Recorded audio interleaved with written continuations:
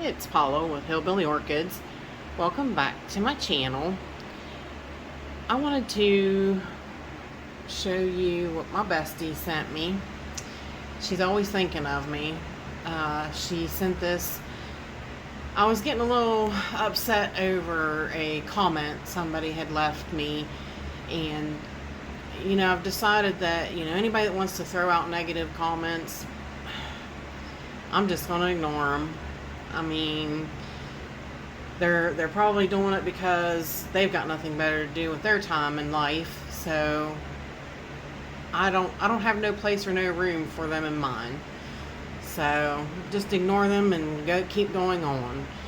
But when I was down and out, she sent me this to give me a beautiful reminder, and I want to thank you, Maxine. I appreciate that. So hang on and we will get to the video today. I had the video coming up.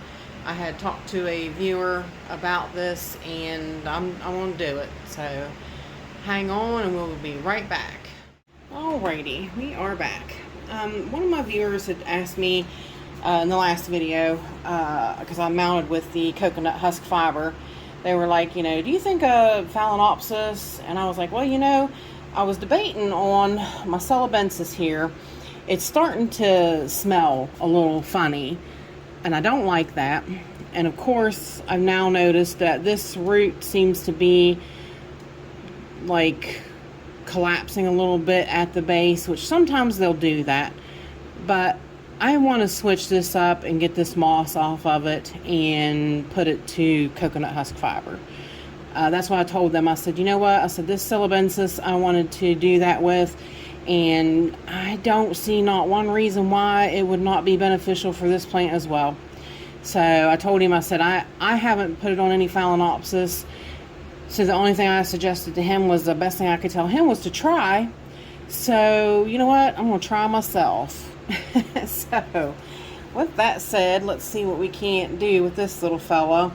I was iffy about removing it because I don't think it's really attached. So I was kind of thinking I would probably see if I can't just pull out as much moss as I can, possibly, without affecting too much. I mean, it has been on here for a little bit. It's, don't know if 8 of 21 was when I got it, so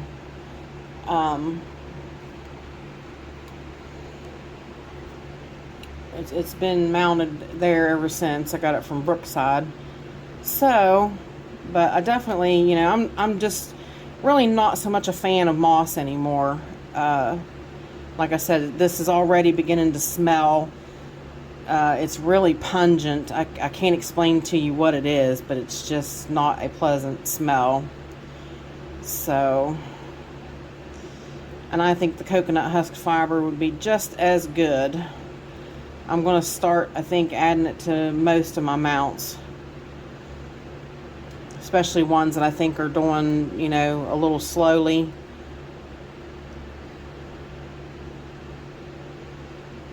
So I'll tell you what, I'm going to remove the moss off camera because you guys do not want to sit and watch me pick this off of here.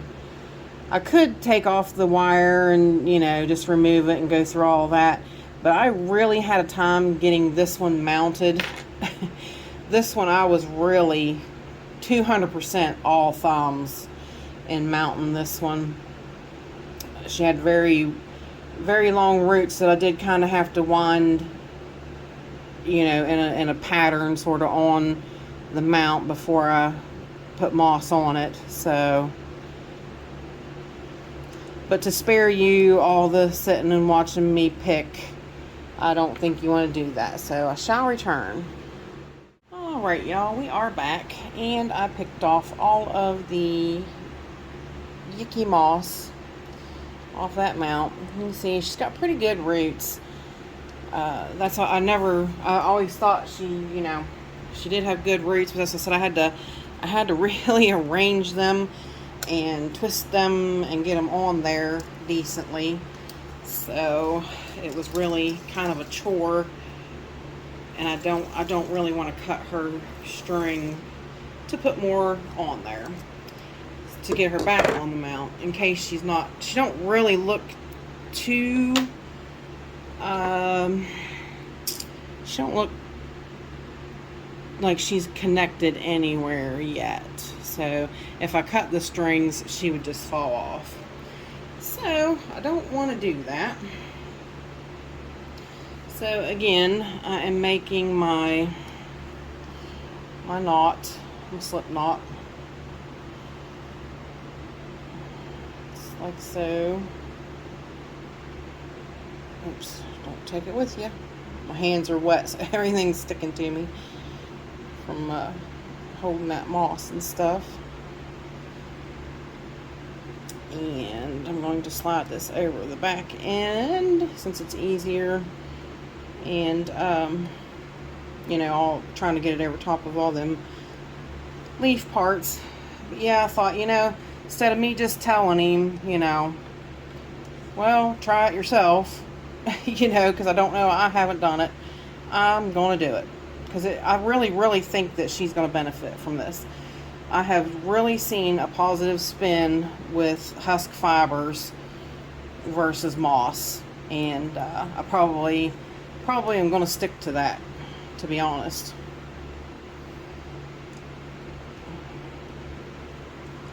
So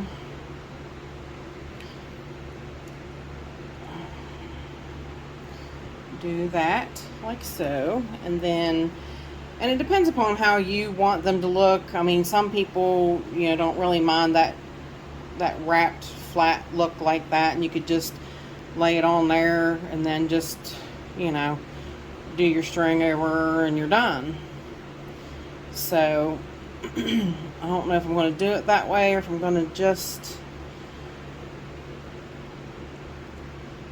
cut it and place it where I want it to go. But you always got to be careful. I always try to leave on Phalaenopsis, I really try to leave a lot of the stem and some of the base open for really good airflow, because these things, I tell you, they can be a little fussy with airflow and that base and get stem rot so fast. Definitely want some of that under there on that side because there's roots down there. Probably going to do a little on this side too.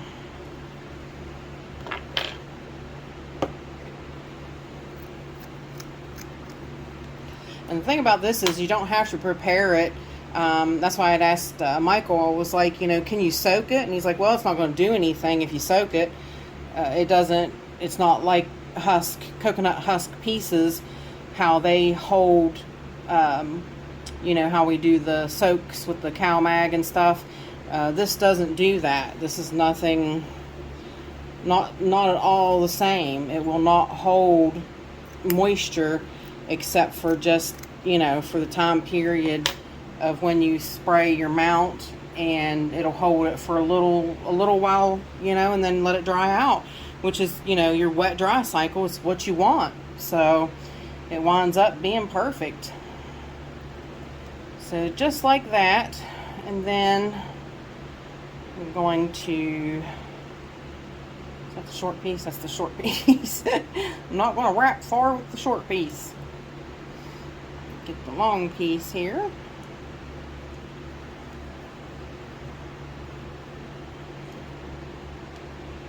And again, I'm grabbing the short piece. Tell you what. Just kind of put it where you want it. Kind of thing. Try to hold on to it best you can. It's not really easy.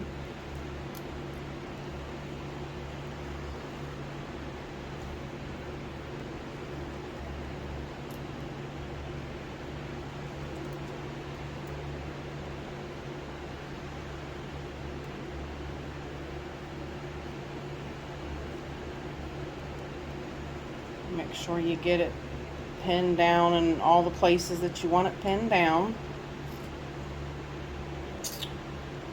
Trying to think of which direction to go now.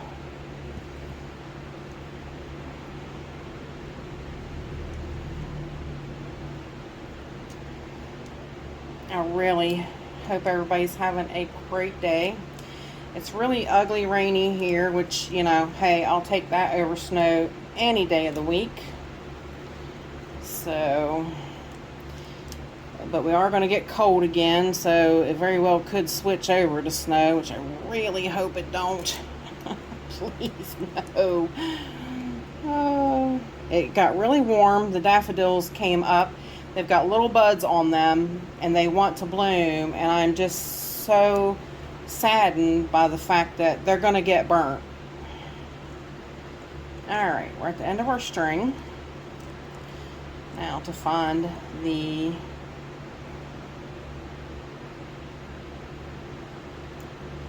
other tie-off part now. It's going to be a bit of a chore because I've got it wrapped in here somewhere. I know it's over here.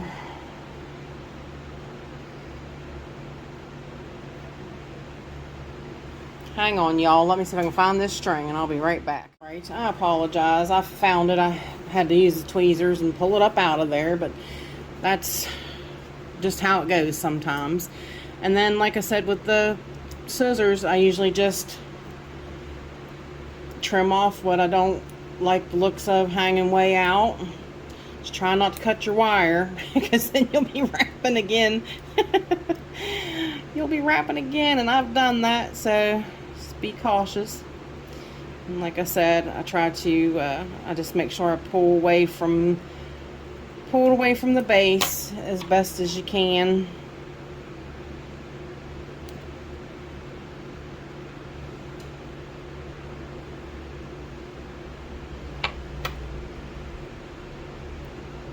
Just kind of pretty it up.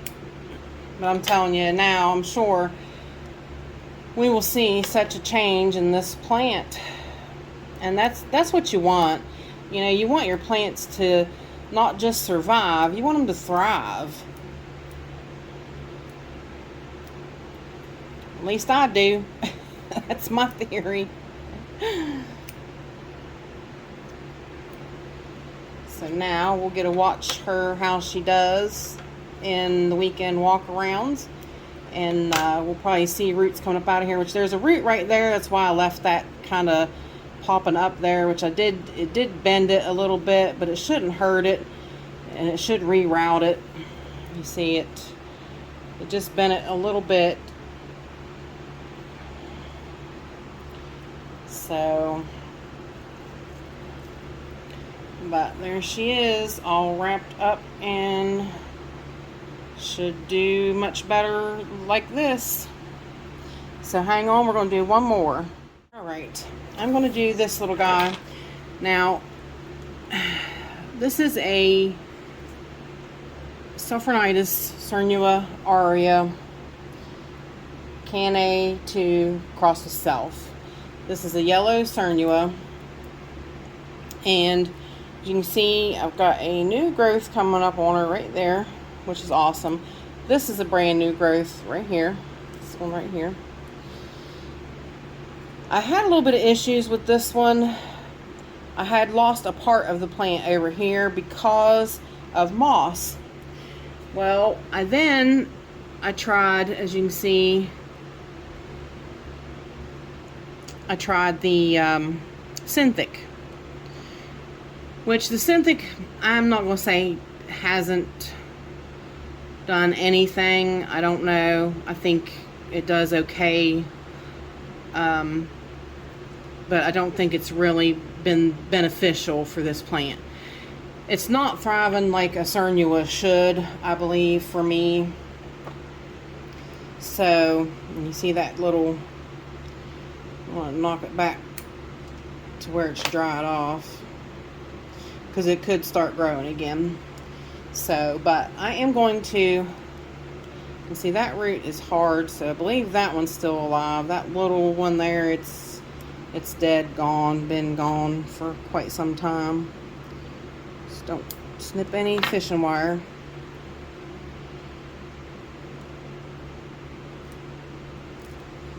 Alright, now I'm going to put some husk on this one as well.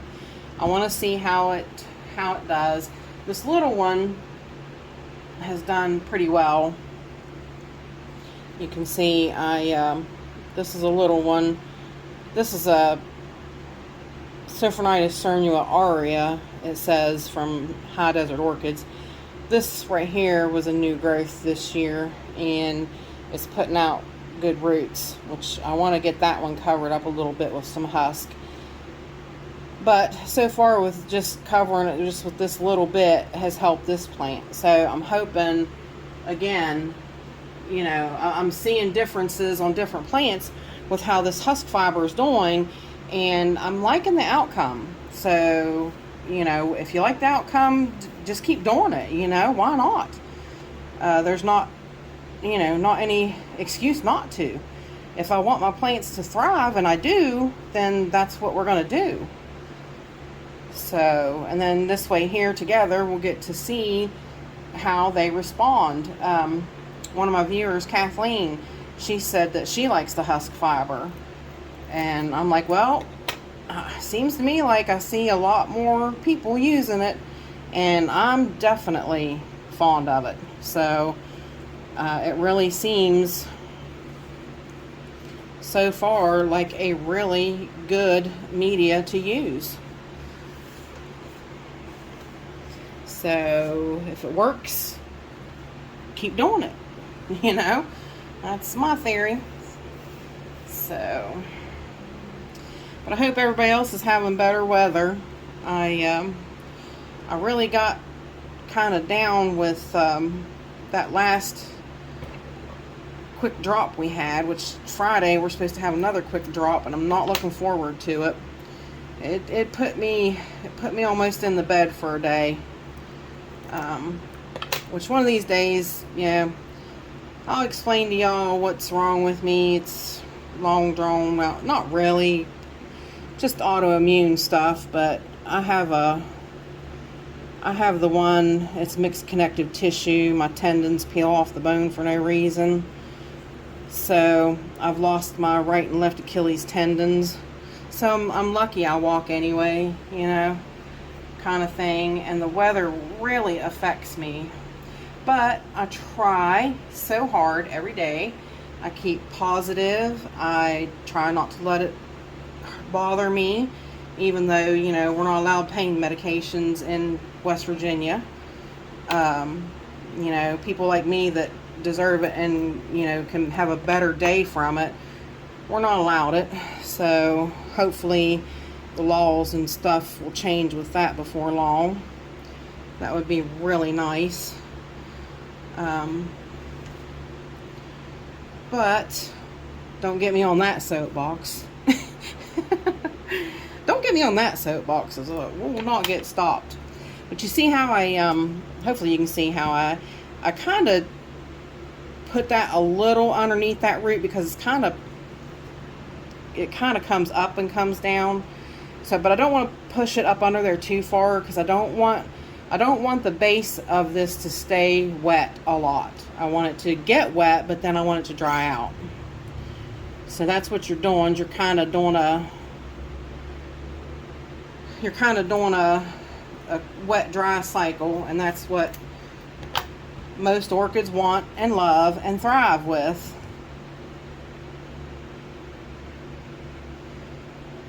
But I'm trying to be a little cautious over that root right there. I'm hoping that, you know, this induces more roots, which, you know, so far it has on everything else. So I honestly don't see why it won't on this one. But hopefully this will give you all the courage too, as well, to, you know, try some of this on your own. I mean, I have honestly noticed a difference, and I'm going to do a lot more. Is probably not going to see it on video. I mean, I'll probably, you know, mounting videos get old after a while, and, you know, this kind of thing, you know, even though I'm doing what's good for the plant, it just kind of gets monotonous after a while. You don't want to see it over and over and over and over again. And I've got a lot of mounts that, you know, that this would benefit from. I've got a seedling, what is that, a seedling, I'm looking at its bigger partner over here, and I'm drawing a blank. Cattleya, what is that? Cattleya. It'll come to me. It'll hit me. Schilleriana. Cattleya schilleriana. I have a seedling on the mount. I don't know if you've ever noticed it on the walk around. It's up under the Mars Hydro, and it's bare root, and it does fairly well. You know, I'm not gonna complain, but I think this would help it. I think this would help it right along tremendously. So I'm gonna put some on that one as well. So again, we made our loop.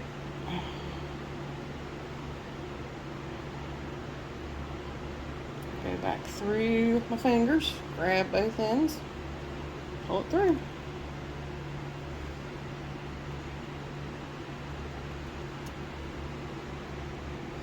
And then we're going to put it around the bottom. But yeah, anybody that knows anything about autoimmune stuff, if you have one, you kind of wind up getting them all. They kind of interlink. So not just mixed connective is the worst one that I have. I have Sjogren's, I have fibromyalgia, I have Raynaud's, I have, you name it. So they kind of all develop into one another, and they don't know enough about them. But I can tell you, I wouldn't wish them on my worst enemy. So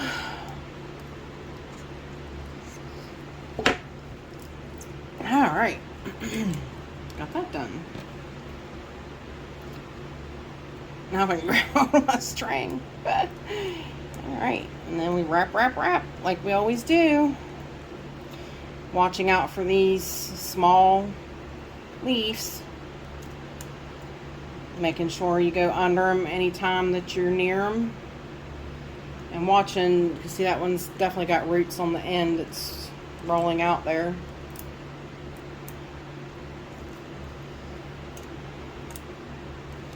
I'm excited. I can't wait to see how this progresses for these guys. I mean, really, it should be, I should really see some quick turnaround on how they're going to progress and how it's going to help. So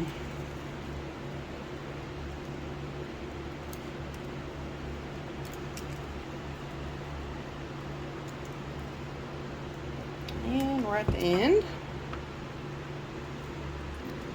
And again, I dragged my other end up around there. Always do. It's kind of hard to keep a hold of that loose end anywhere. Tie it off. Yeah, I'll probably spend the rest of my day doing this for the rest of the mounts that I want to. And some of the ones that it is helping, I'm going to add to a little bit, like I said, so I can see, you know, see how they work out and see how they do and progress. And then again, with your wild strings, without cutting your wire, get rid of them. Which that one there, I would have liked to maybe wrap that under there this way, but it should be all right.